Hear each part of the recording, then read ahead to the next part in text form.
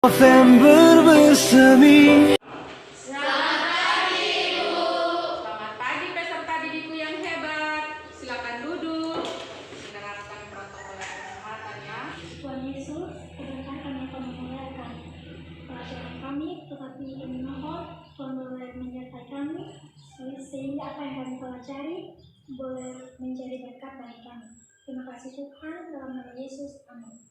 Aaron, hello. Ya. Asri Tunggal. Hadir Ibu. Ya. Dari pembelajaran kita minggu kemarin masih ingat? Ya. Siapa yang masih ingat? Ayo, angkat tangan. Ya, silakan Mas Santi.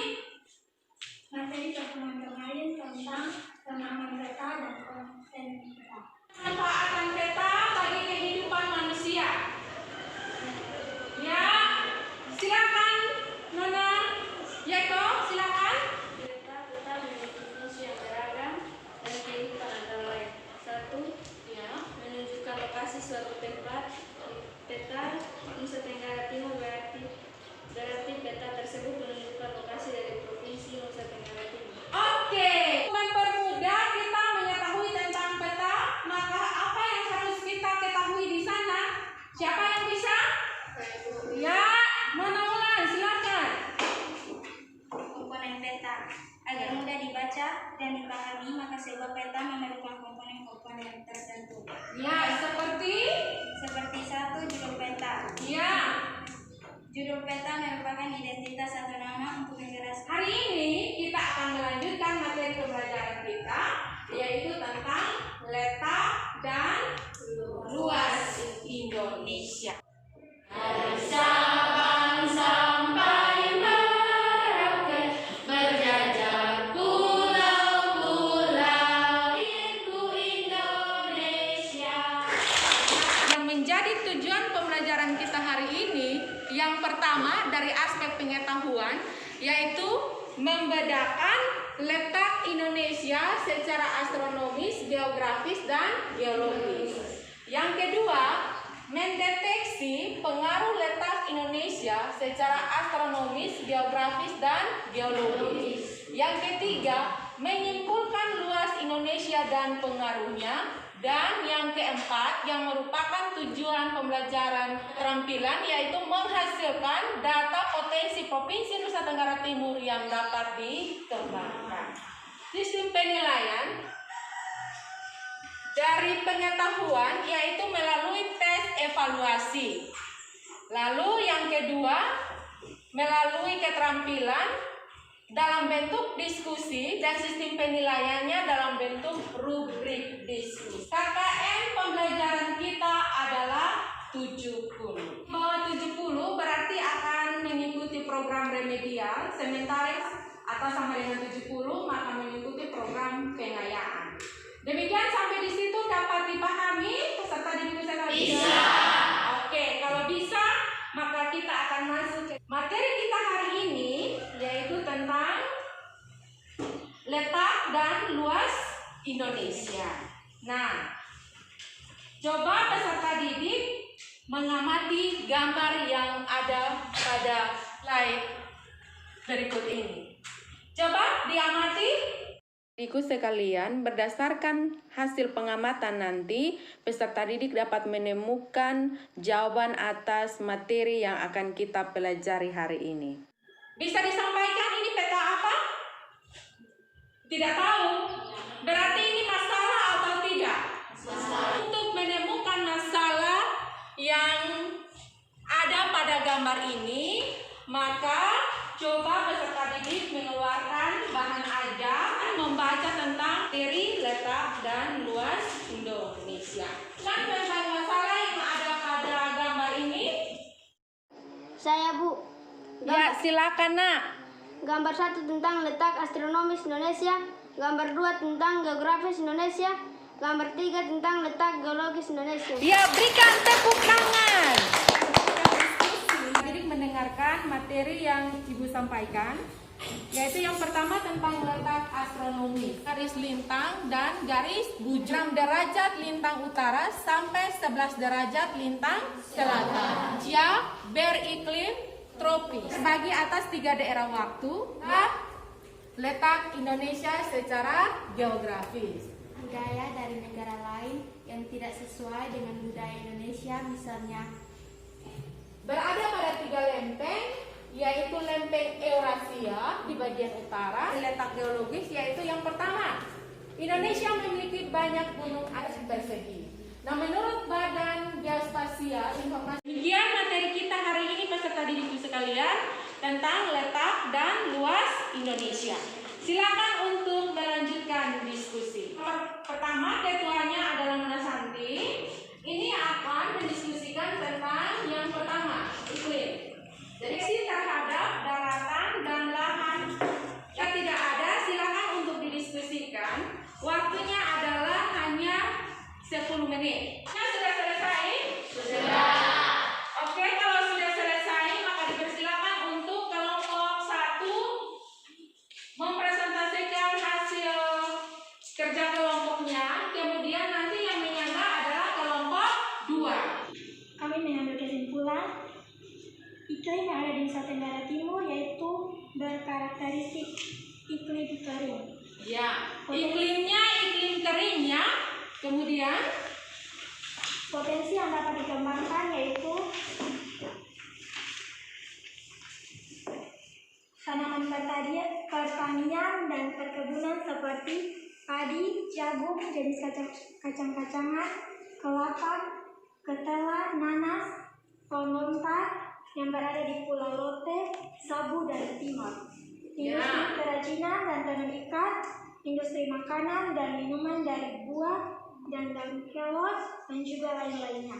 tangan dulu untuk kelompok 1 yang telah mempresentasikan hasil diskusinya. Silakan bertanya silakan kelompok 2. Bagaimana meningkatkan potensi alam NTT dengan melihat iklim yang kering di NTT? Oke, dari kelompok 1 mengatakan bahwa iklim di NTT adalah iklim kering ya. Nah, itu dari kelompok 2 ini menanyakan bagaimana meningkatkan potensi alam di NTT. Silakan dari anggota kelompoknya bisa menjawab. jawabannya optimalisasi pengelolaan lahan kering seperti meningkatkan produksi lahan kering bernilai ekspor seperti jagung yang merupakan bahan baku, tepung maizena, kacang mete yang merupakan bahan pembuatan coklat silver queen. Iya, tes dulu kepada kelompok yang kelima, tepuk tangan dulu untuk kelompok 5. Silakan teman-teman. Kami dari kelompok 5 akan mempresentasikan hasil kerja. Berdasarkan hasil pengamatan, inilah hasil deteksi kami tentang daratan dan lahan.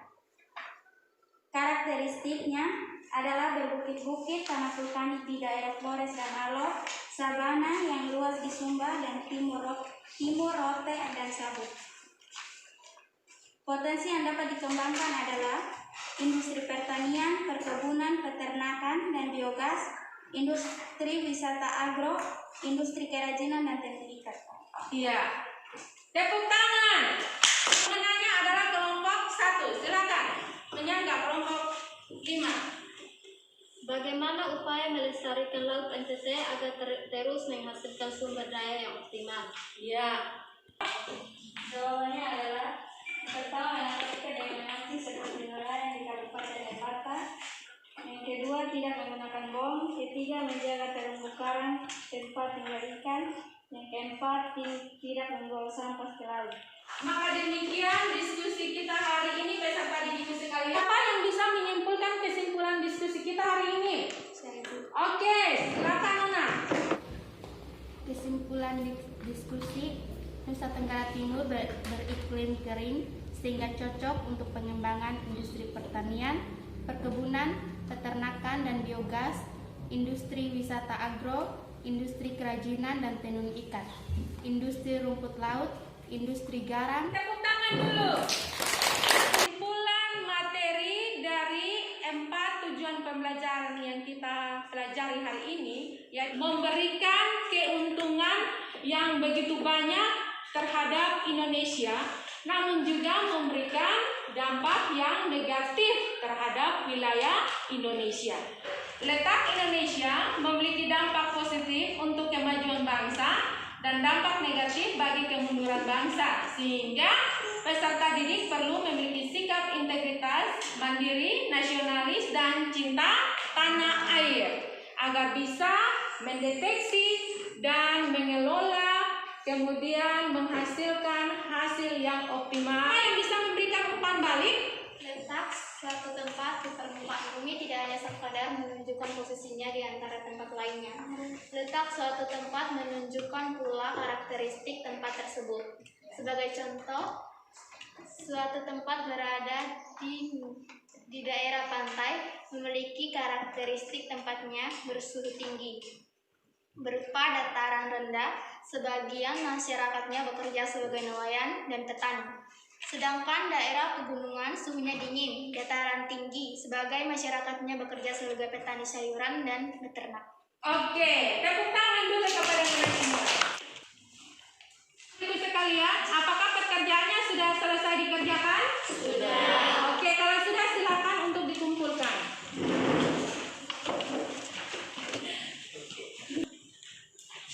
Ibu sudah selesai untuk memeriksa pekerjaan peserta didik dan hasilnya ibu sekalian yang hebat.